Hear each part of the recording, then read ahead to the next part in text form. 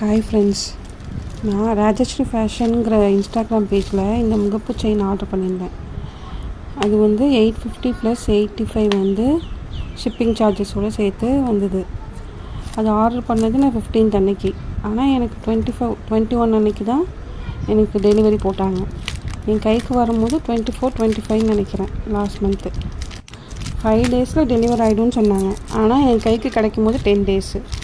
இப்போது அந்த செயினை பாருங்கள் எப்படி இருக்குன்னு, எப்படி டெலிவரி போட்டிருக்காங்கன்னு பாருங்கள்.